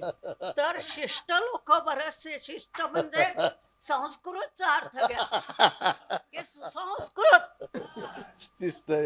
तर सदाशिव पेठ, शनिवार पेठ, नारायण पेठ कितीही बदलली तरी सुद्धा पुण्यात सुद्धा असे लोक आहेत की जे त्यांची आठवण काढतात, जे त्यांच्या साहित्याची आठवण काढतात. आता मुद्दा कुठे येतो की जबाबदारी आपली आहे सर, आपल्या पिढीची. आपल्या पिढीने फार माती केली असं माझं मत आहे. आपण सांगितलं का आपल्या नातवंडांना की वाचा, तुम्हाला मजा येईल. मला अशी पण मुलं माहिती आहेत किंडलवरती पुलंची भाषणं, अलुरकर म्युझिक हाऊसने अलीकडे खूप टाकलंय पुलंचं, किंवा म्हैस सारखा चित्रपट, किंवा भाषण त्यांची साधं त्या जागतिक मराठी परिषद, आभार प्रदर्शन, किती पुलंची भाषणं ऐकून स्वतःच हसणारी मुलं आहेत आणि ती असं म्हणतात की खरंच गा आम्हाला माहीत नव्हतं, हे आम्हाला कोणी सांगितलं. ही जबाबदारी आपली आहे ना, की आपल्या पिढीने त्यांच्यापर्यंत पोचवायला नको का, की काय हे सगळं संचित आहे. एखादा माणूस जेव्हा समर्पित होऊन महाविद्यालयात किंवा शाळेमध्ये शिकवणारा शिक्षक असतो आणि त्याच्या झिजलेल्या चपला अजूनही दिसतात ना, त्या बाहेर नसतील काढल्या पण त्याच्या पायात असतात. पूर्वी तो शेकड्यात 5 असतील, आता शेकड्यात 1 आहे पण आहे. आणि हे मला, मी कुठे कुठे जाते ना सर, मला माहिती आहे.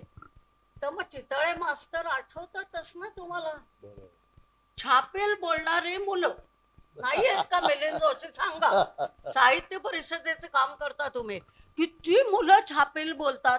सामना सारखा अजरामर सिनेमा परवा दाखवला तुम्ही, तर सामना सारखा अजरामर सिनेमा आम्ही परवा बघितला. हे सखाराम गटणे आहे ना तर काय आहे?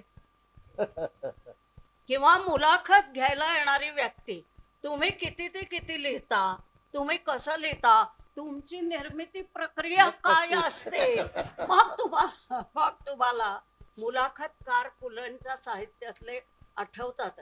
आणि तुम्ही मगाशी एक चांगला प्रश्न उपस्थित केला होता, त्याचं हे सांगून हे करते की तुम्ही असं म्हणालात की मानसपुत्र निर्माण केला नाही. बरोबर आहे, ते मानसपुत्र निर्माण केला ना तर मर्यादा पण येतात. बरोबर. चिमणराव आणि गोंड्याभाऊ, तर मर्यादा येते ना त्याला, किंवा बंडूनाना पांडुता त्या, हे मर्यादा येते.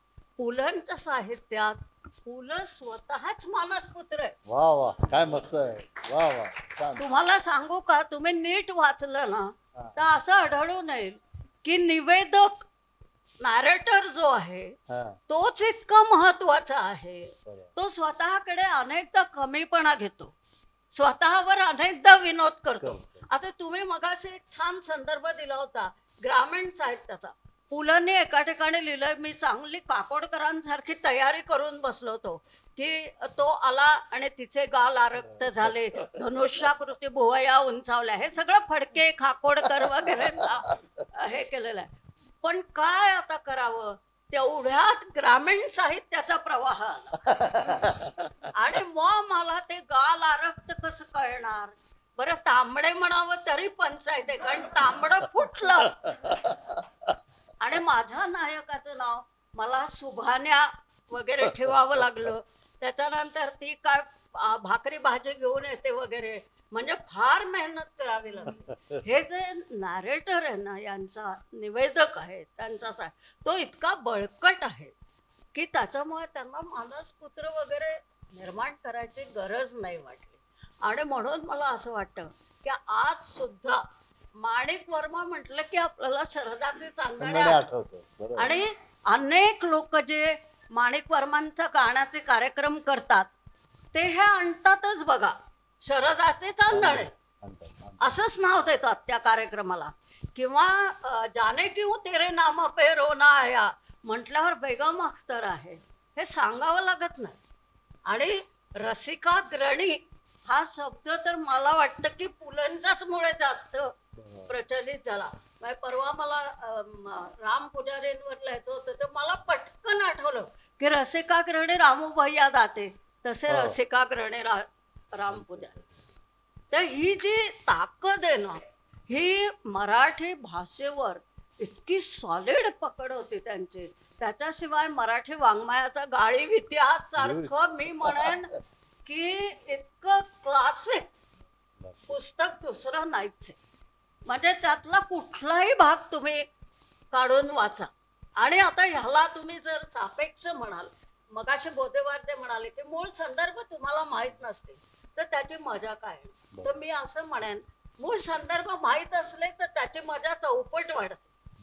पण समजा संदर्भ नाही माहिती असं आपण धरून चाल, तरी तुम्ही वाङ्मयाचा गाळीव इतिहास हे पुस्तक जर नुसती पानं पलटलीत तर सरवट्यांची चित्र आणि पंडित तुम्हाला पटेल, वसंत सरवट्यांची चित्र आणि पुलंनी केलेलं विडंबन. म्हणजे दासोपंत कोण होते समजा तुम्हाला नाही माहिती, पण ती पासोडी उलगडत जाताना जे काय चित्र अप्रतिम, म्हणजे असे अनेक भाग आहेत.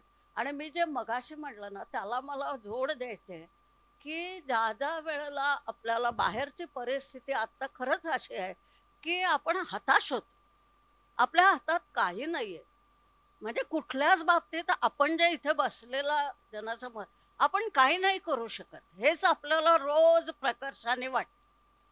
असं जर आहे आणि आपल्याला जर अनेक वेळेला हताश वाटतं, त्या वेळेला पुलंचं साहित्य वाचलं ना तर सायकॅट्रिस्टकडे जाण्याची वेळ येते.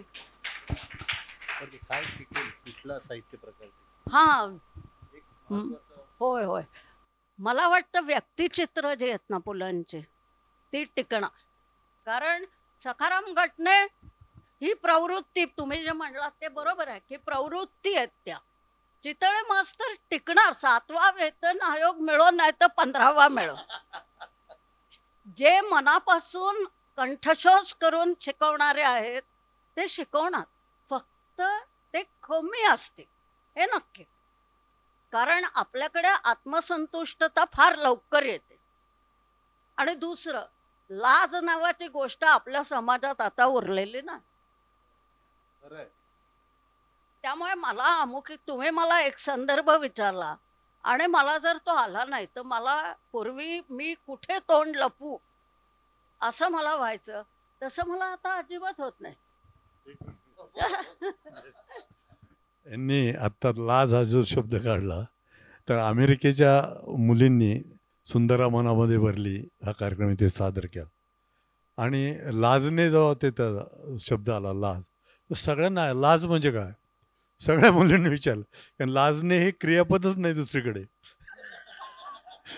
त्या ठिकाणी.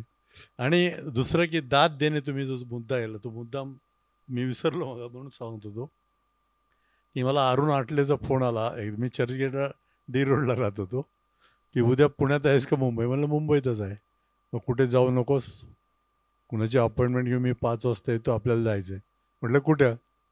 म्हटलं भाई आणि सुनीताजी येत आहेत, आडारकरांच्याकडे जेवायला जायचं आहे करमायकल रोडला.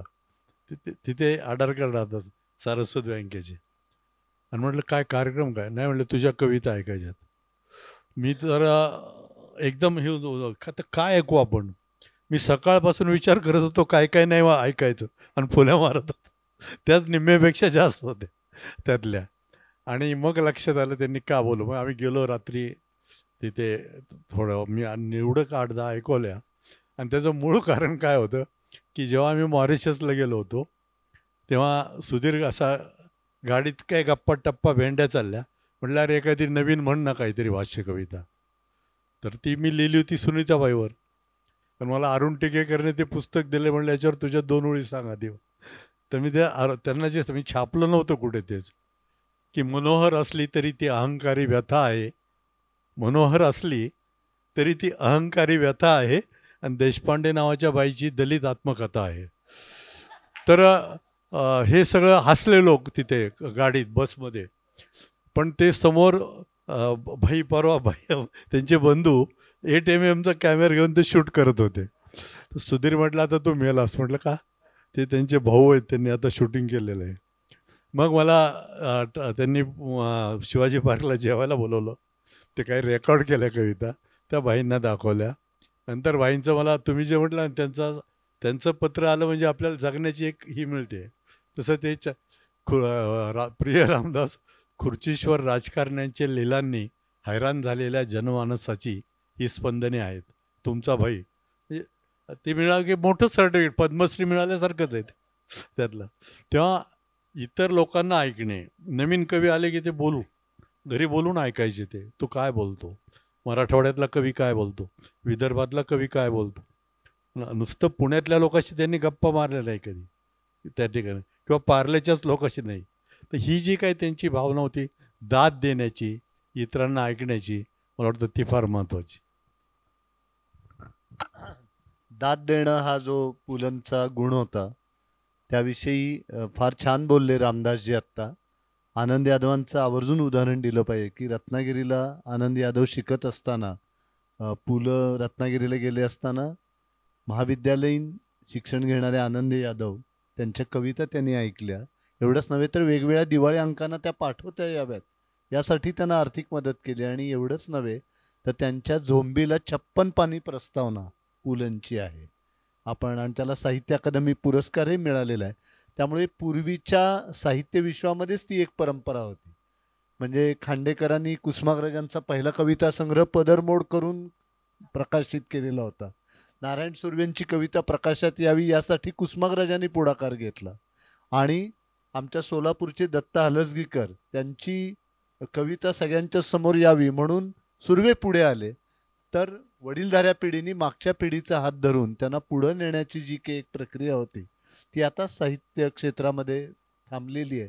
प्रतिसाद शून्यता हे साहित्य विश्वाचं आता सध्या व्यवच्छेदक लक्षण आहे की तुम्ही पुस्तक पाठवलं तर साधी पोस्ट सुद्धा येत नाही. कौतुक आणि इतर गोष्टी तर खूपच लांब आहे. तेव्हा अशा पार्श्वभूमीवरती तरुण पिढीला म्हणजे पुलंचं एकाच वाक्यात वर्णन करायचं झालं तर स्वतः फुलता फुलता ज्यांनी इतर अनेकांना फुलवलं असं मराठी साहित्य विश्वातलं एक अपवादभूत व्यक्तिमत्व म्हणून आपल्याला त्यांचा आवर्जून उल्लेख करावा लागेल. आपण कार्यक्रमाच्या शेवटच्या टप्प्याकडे येतोय. तर आज विनोदबुद्धी क्षीण होणं आणि हास्य लोपणं हे समाजाच्या सांस्कृतिक अधोगतीचं लक्षण मानलं जातं आणि त्या दृष्टीनं आज आपली वाटचाल सुरू आहे. आणि एक दुसरी महत्त्वाची गोष्ट अशी की परवा साहित्य परिषदेमध्ये जो पुरस्कार वितरण सोहळा झाला त्यामध्ये भानू काळेंनी फार गंभीरपणाने एक गोष्ट सांगितली की सहिष्णुता आणि विनोद निर्मिती यांचं फार जवळचं नातं आहे. आज आपण असहिष्णू होत चाललो आहोत. आणि दुसरी महत्त्वाची गोष्ट अशी की विनोद चांगला निर्माण झाला तरी तो पचवण्याची समाजाची शक्ती आहे का याचा सुद्धा आपल्याला आज विचार करावा लागेल. तर या पार्श्वभूमीवरती आपण वाडेकरांचं सुद्धा मत जाणून घेऊया की ही अतिसंवेदनशील असणं समाजाचं हे तुम्हाला जाणवतं का असं? मला तसं फारसं जाणवलं नाही आहे, कारण मी जो फॉर्म घेतला आहे त्यात अर्थात प्रत्येक वेळा विचार करावाच लागतो की कशा पद्धतीने तुम्ही व्यक्त होता. पण इथे मला पुलंचं उपकार जास्त जाणवतात की व्यक्त होतानाच म्हणजे जे काय बाहेर येतं ते एक विशिष्ट एक काय म्हणतात त्याला कॉन्ट्रोवर्सी न होईल अशा पद्धतीचं काहीतरी येतं. आणि ते मला वाटतं पुलंच्या साहित्याचा जो एक परिणाम आहे तो आहे. पण अनेक व्यंगचित्रकारांना हा प्रॉब्लेम येतो. म्हणजे जरी मला नाही आला तरी हे मी बघत असतो की वेगवेगळ्या विषयांवर व्यंगचित्र काढत असतात.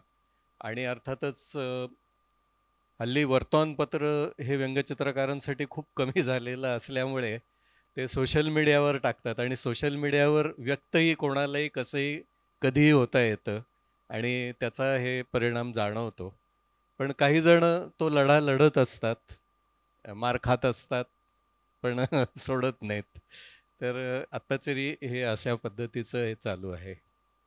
आणि अजून मगाशी म्हणजे मगाचे एक दोन हे सांगायचं राहिलं की पुलंची जी रसिकता होती इतर साहित्य तर त्यात मला रामनगरी त्याचंही त्यांचं एक खूप छान उल्लेख आहे. तर त्याच्यावर रामनगरकरांनी बोलले होते ते की माझी बायको म्हणते की या दगडाला शेंदूर पुलंनी शेंदूर लावला म्हणून एवढं पुस्तक. कारण रामनगरी तेव्हा तुफान खपलं होतं.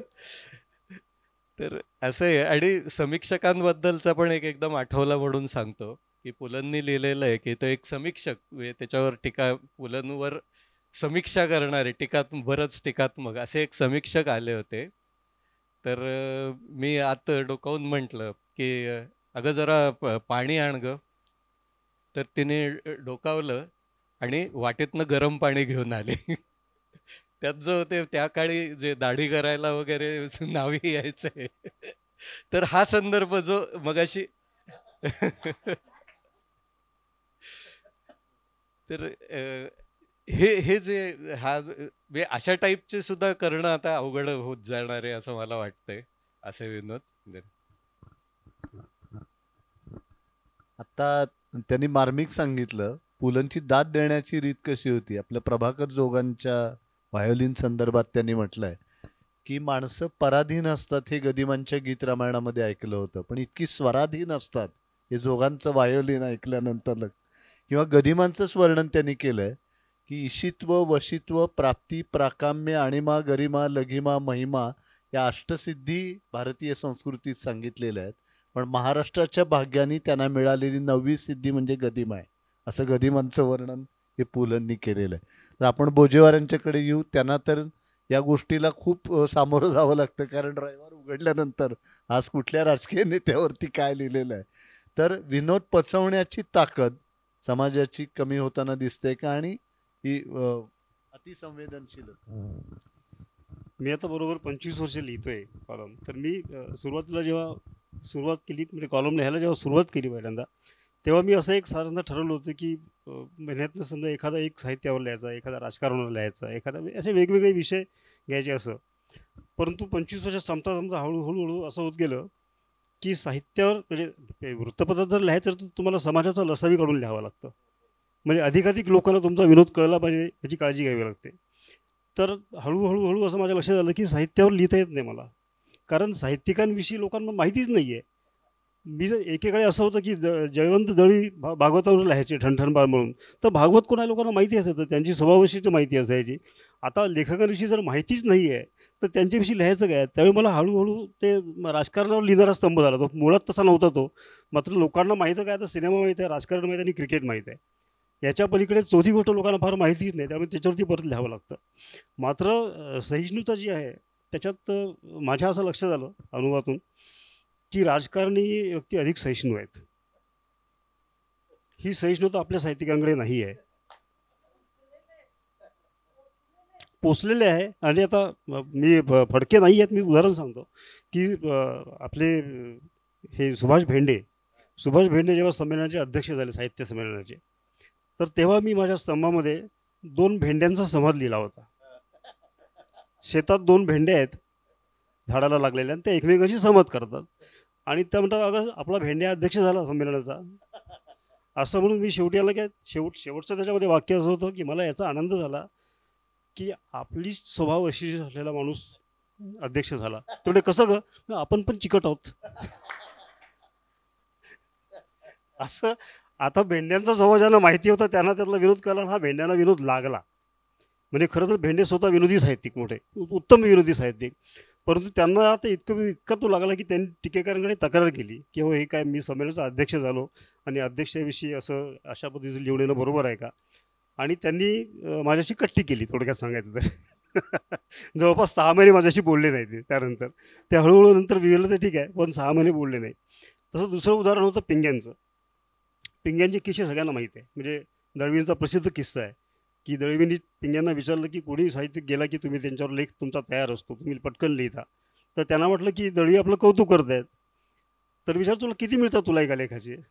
तर काय त्यांनी 150-200 काहीतरी सांगितलं. तर हे 150 घे आणि मी जाईन तेव्हा माझ्यावर लिहू नको.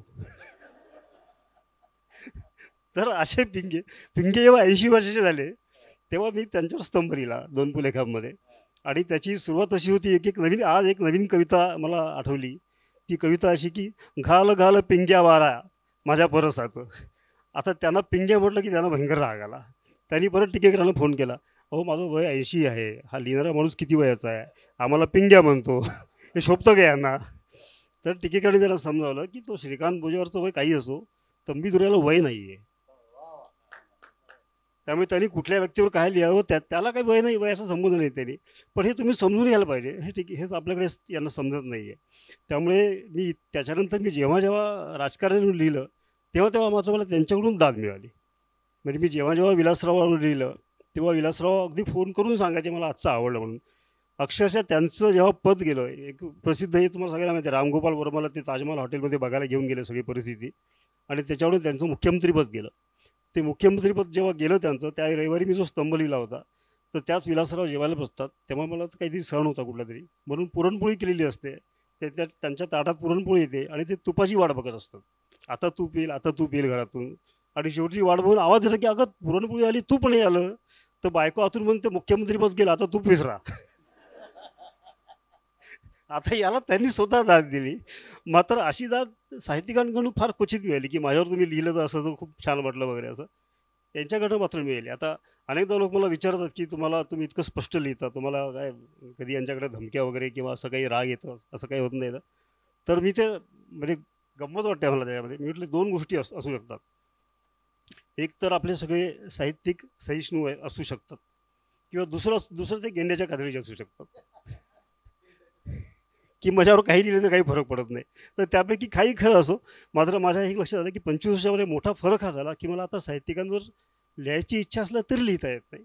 कारण साहित्यिकांचे स्वभावविशेष, त्यांची वैशिष्ट्य, त्यांच्या लेखनाची वैशिष्ट्य, त्यांच्या लेखनावर कोट्या, हे केलेल्या कोट्या कळतील अशी परिस्थिती राहिलेली नाही. लोकांना लेखक माहिती नाही. आपण एकेकाळी म्हणायचो की साहित्यिक दिसे कसा आनंदी म्हणून लोक साहित्य संमेलनाला जात होते. परंतु आत्ता एक तुम्हाला गंमत सांगतो की आत्ता एक जे संमेलन झालं, ते एका प्रकाशकाने साहित्य संमेलनाचा अध्यक्ष, साधारणतः असं असतं की त्या संमेलनामध्ये अध्यक्षांची पुस्तकं बऱ्यापैकी खपतात. म्हणून एका संमेलनाच्या कथांचं कलेक्शन केलं, की त्यांच्या निवडक कथा असं कलेक्शन अलीकडल्या एका साहित्य संमेलनात एका प्रकाशकाने केलं की या. आणि मला तो तिथे त्याच्यानंतर माझी भेट झाली तर फार मला काय मजा नाही संमेलनामध्ये. काय झालं, आत्तापर्यंत परंपरा अशी होती की जो अध्यक्ष आहे त्याची पुस्तकं खपतात. मी एवढ्या मेहनतीने त्यांच्या कथा एकत्र करून त्यांचं निवडक अमुक म्हणून पुस्तक केलं आणि 3 दिवसात फक्त 3 प्रती संपल्या. आता अशी अवस्था असताना त्यांच्यावर लिहिता येत नाही. त्यामुळे विनोदाचा पोत बदलत गेलं, विनोदाचा विषय बदलत गेले.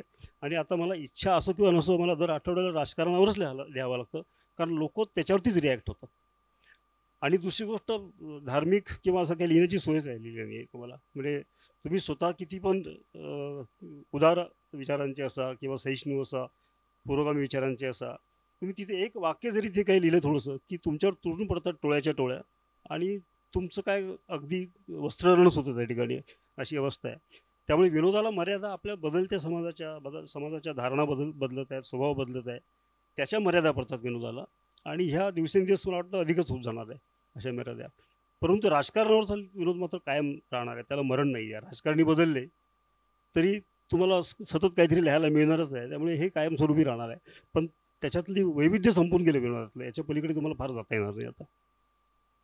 फार मार्मिक मुद्दा भोजेवार यांनी सांगितला आणि त्यांनी संमेलनाध्यक्षांचं उदाहरण दिलं की निवडक कथासंग्रह काढला, तेच रसिकांना आवडलं नाही, की मुळात वेगवेगळं असलेलंच वाचनीय नाही तर निवडक असा खरा त्यातला भाग असणार आहे. पण त्यांनी महत्त्वाचा तो मुद्दा मांडला. आणि राजकारणी व्यक्तींकडून भरपूर, ज्याला आपण म्हणू पुरवठा विषयांचा, हा सातत्याने होत असतो. तर आपल्याबरोबर रामदास फुटाणे आहेत. त्यांच्या भाष्य कविता तर थेट पक्षांची नावं, नेत्यांची नावं गुंफून असतात. रामदासजी, तुमचा काय अनुभव आहे या बाबतीत? नाही, माझा असा अनुभव आहे की ते सगळे माझे मित्र असल्यामुळे, म्हणजे तिकडेही भावंडे इकडेही भावंडे, संडे हो या मंडे, भावंडेच भावंडे. तेव्हा सगळ्या पक्षातले भावंडे मित्र आहेत सुरुवातीपासूनच. आणि मग त्यांनी मला असं कधी म्हटलं नाही की तू का लिहितोस वगैरे. फार थोडे लोक आहेत की ते नाराज वगैरे लगेच व्हायचे.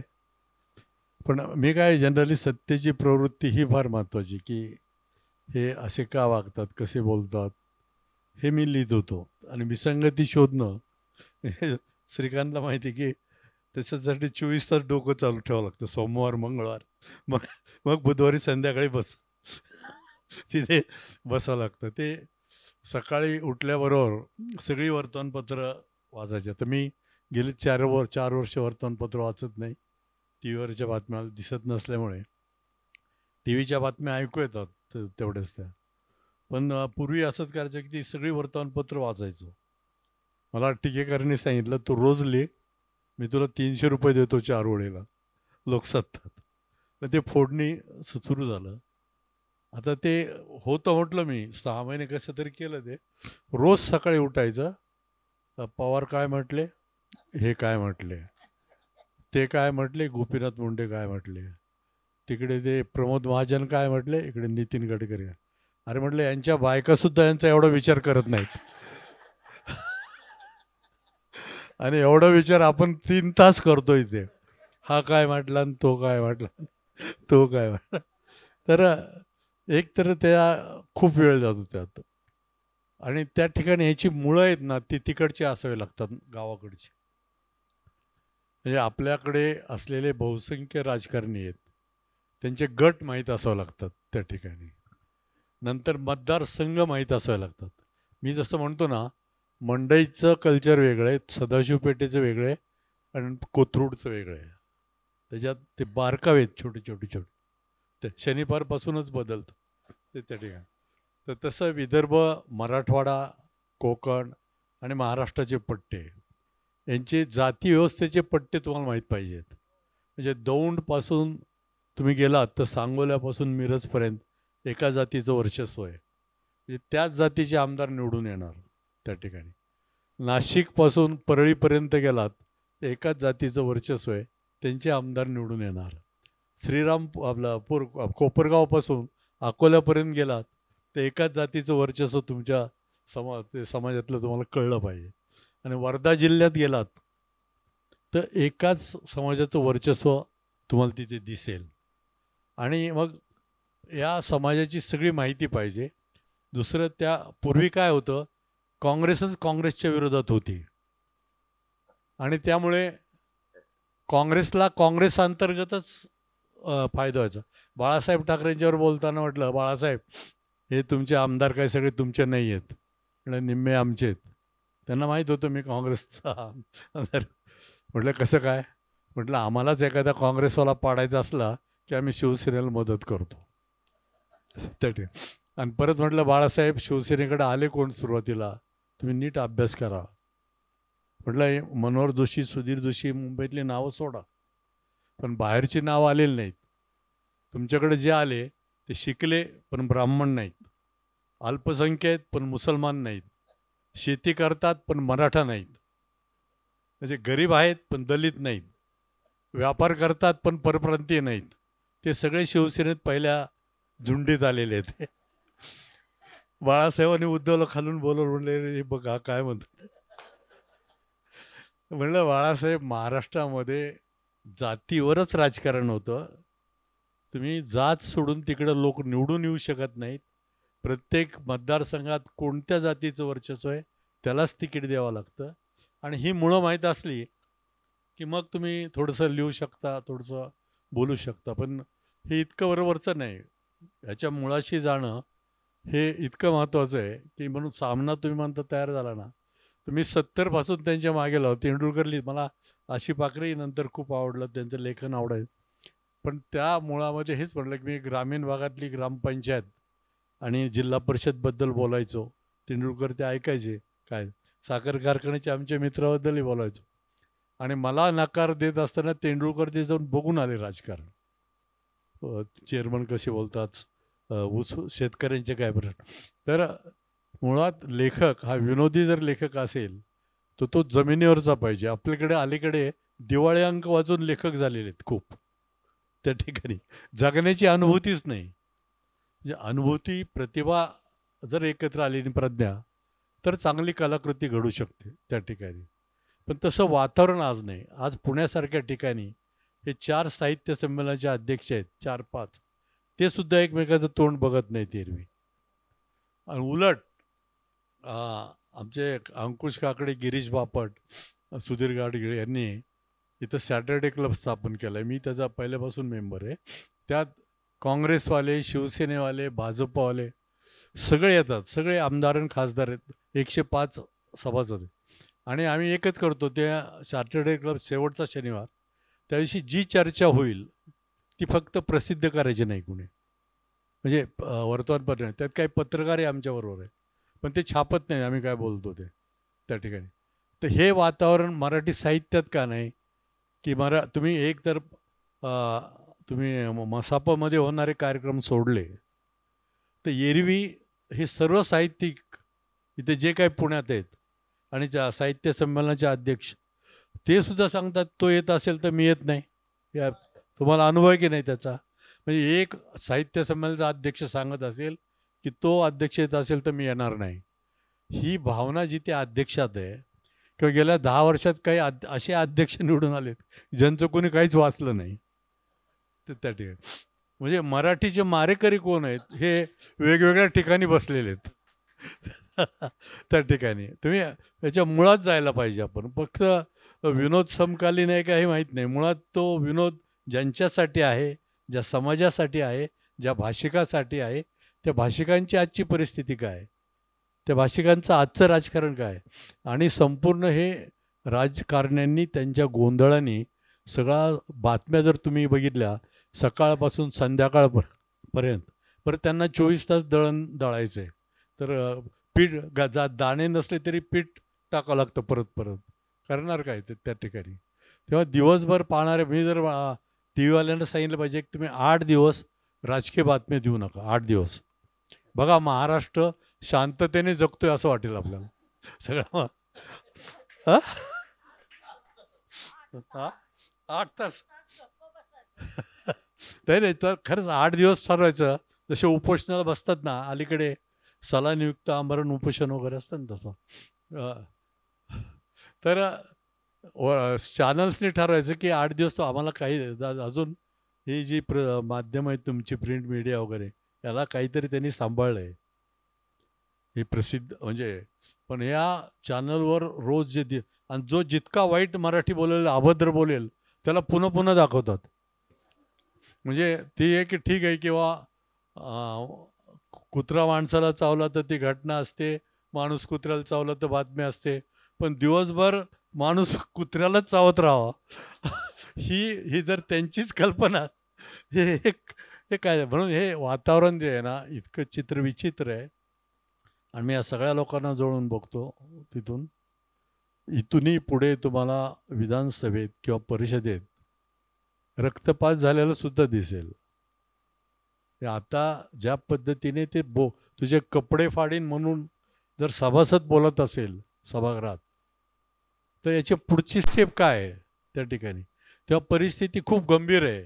परिस्थिती मराठी टिकण्याच्याही पलीकडे मराठी माणूस कशा पद्धतीने टिकेल ही परिस्थिती त्या ठिकाणी.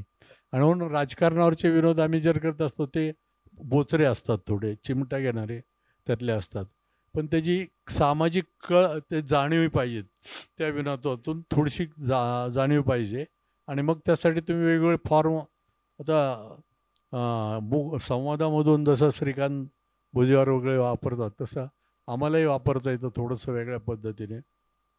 एकदा महाराष्ट्र शासनाने दुधाला 3 रुपये दरवाढ दिली.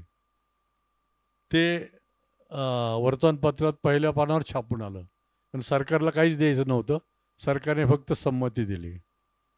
ते वर्तमानपत्र उडत उडत एका गोठ्यात जाऊन पडलं.